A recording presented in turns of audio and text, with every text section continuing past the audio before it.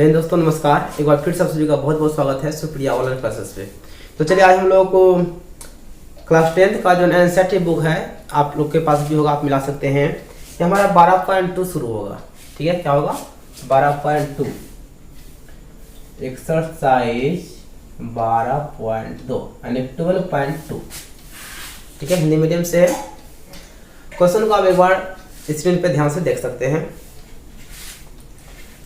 देखिए, सोचते हैं कि आप वीडियो नहीं अपलोड करेंगे, ठीक है ना। इसमें जो है ना वीडियो बना कर अपलोड करना बहुत समय लग जाता है और उतना टाइम होता नहीं है। लेकिन अभी फिलहाल में क्या है, लॉकडाउन है, जिसके कारण से जो है ना वीडियो बनाना पड़ता है। तो चलिए, जो भी है सब ठीक है। तो क्वेश्चन को देखिए ध्यान से। सवाल है क्या, 6 सेमी त्रिज्या वाले एक वृत्त के एक त्रिज्यखंड का क्षेत्रफल ज्ञात कीजिए जिसका कोण 60 डिग्री है। तो चलिए कुछ इसका बेसिक चीज जान लेते हैं। इसी में आया त्रिज्यखंड, तो सबसे पहले जानना पड़ेगा क्या त्रिज्यखंड क्या होता है। ये देखिए, ये रहा हमारा वृत्त, ये रहा इस वृत्त का केंद्र। दो त्रिज्याओं से घिरे क्षेत्र को हम लोग त्रिज्यखंड कहते हैं। तो जो बड़का वाला हिस्सा जो बच गया, इसका नाम है दीर्घ त्रिज्यखंड। क्या नाम है? दीर्घ त्रिज्यखंड। ठीक है, और जो छोटका वाला हिस्सा बच गया ना, इसका कोण यहां तक बनेगा, इसका कोण यहां तक बनेगा। ठीक है, ये छोटका वाला जो है इसका नाम है लघु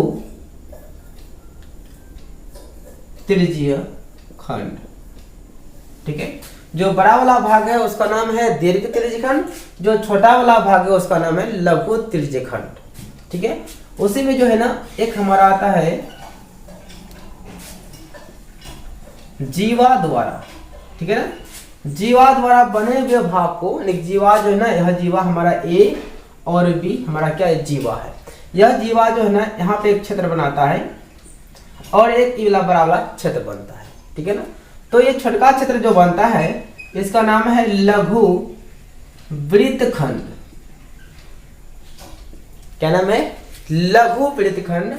और बड़ा वाला जो बच गया, ठीक है ना, बड़ा वाला जो बच गया इसका नाम है दीर्घ वृत्तखंड। ठीक है, अब हम लोग बारी बारी से इस पर जो सवाल आएगा उस पर चर्चा करेंगे और फॉर्मूले को हम लोग देखेंगे। ठीक है,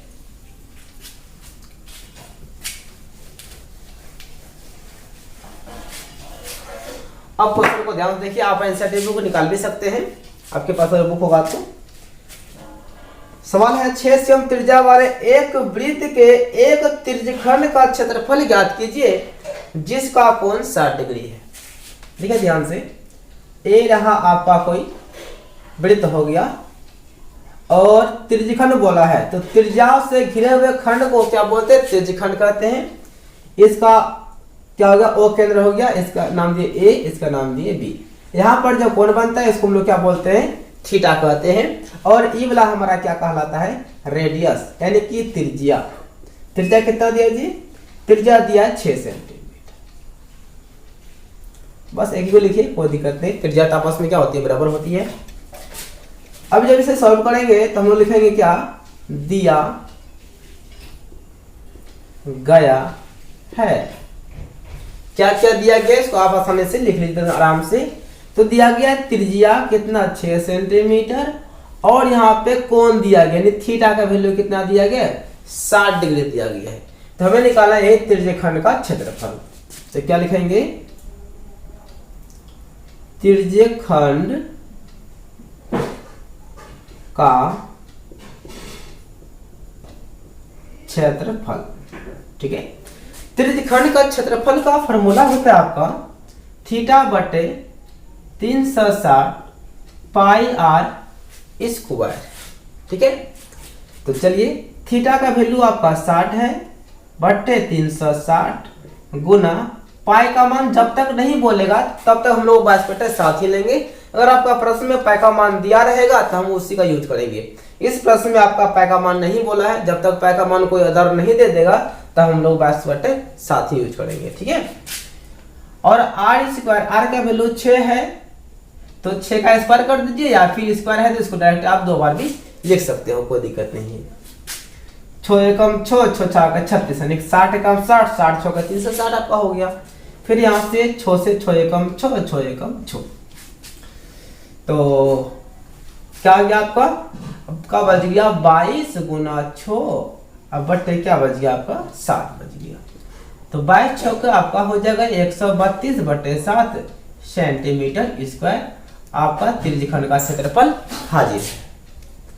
तो आप जो है ना आराम से इसको हल कीजिए, कोई दिक्कत नहीं है। तो आइए अब अगला क्वेश्चन भी देख लिया जाए।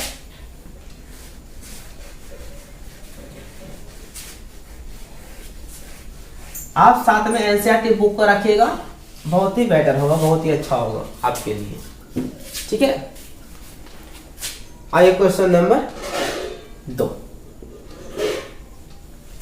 क्वेश्चन नंबर 2 है, एक वृत्त के चतुर्थांश का क्षेत्रफल ज्ञात कीजिए जिसकी परिधि 22 सेंटीमीटर है। तो पहले वृत्त का चतुर्थांश क्या होता है उसको जान लेते हैं। तो देखिए, ये रहा आपका वृत्त, वृत्त को करेंगे 4 हिस्सा, और यहाँ पे प्रत्येक कोण कितना होता है 90 डिग्री होता है। आप इसको 2 तरीका से बना सकते हैं, एक चतुर्थांश के माध्यम से या फिर आप एक त्रिज्यखंड के माध्यम से बना सकते हैं। क्योंकि जब हम वृत्त को चतुर्थांश में बांटते हैं तो प्रत्येक खंड जो होता है, ये वाला जो खंड होता है वो हमारा त्रिज्यखंड बन जाता है, और यहाँ पे हमारा एंगल भी जो है ना 90 डिग्री निकल जाता है। आप एक जो है त्रिज्यखंड के माध्यम से भी निकाल सकते हो, या फिर और एक तरीका है। तो और तरीका क्या है कि चतुर्थांश, चतुर्थांश का मतलब होता है कि एक वृत्त का 1/4 हिस्सा आपको निकालना है। वृत्त का क्षेत्रफल होता है पाई आर स्क्वायर, यह तो वृत्त का क्षेत्रफल हो गया। इन चारों में से कोई एक हिस्सा को हम लोग क्या बोलते हैं, चतुर्थांश कहते हैं। तो 1/4 कर देंगे वृत्त का, ठीक है ना। वृत्त में 1/, यानी कि इस वृत्त का क्षेत्रफल में 4 से भागा लगा देंगे तो हमारा क्या होगा, वृत्त के चतुर्थांश का क्षेत्रफल निकल जाता है। तो आइए अब यहाँ पे इसको, यहाँ तो समझ गए, अब यहाँ से इसको क्या करते पहले सॉल्व करते हैं। आइए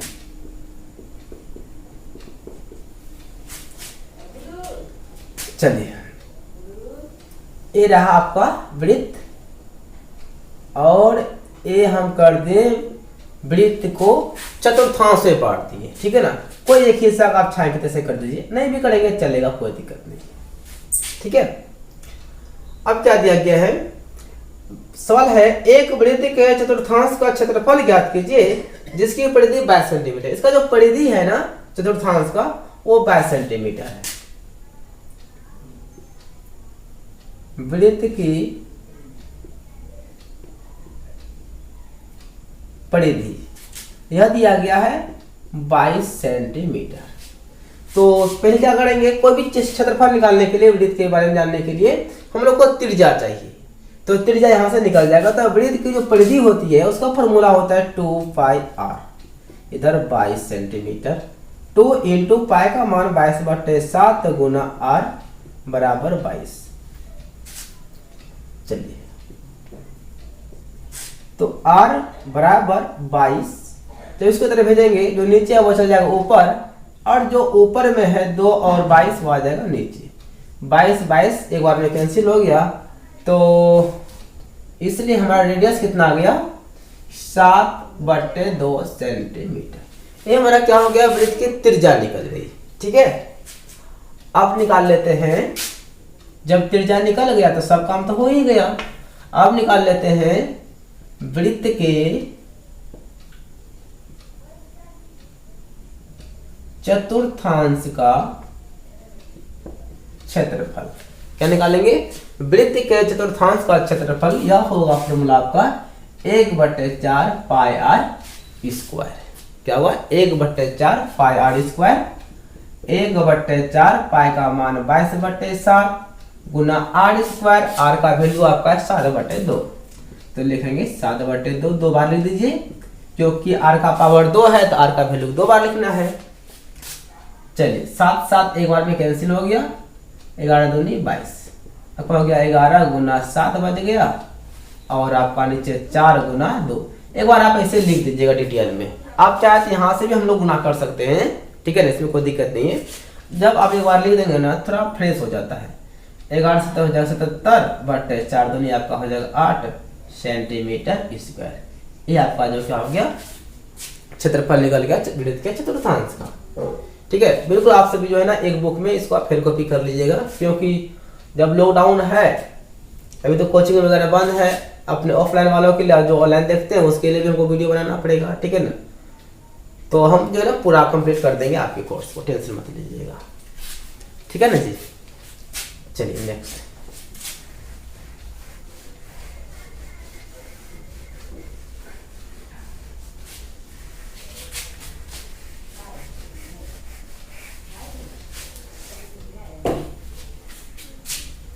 चलिए क्वेश्चन नंबर 3 पास करते हैं। 3 में क्या है, एक घड़ी की मिनट की सुई, एक घड़ी है और घड़ी का मिनट का सुई होती है, ठीक है।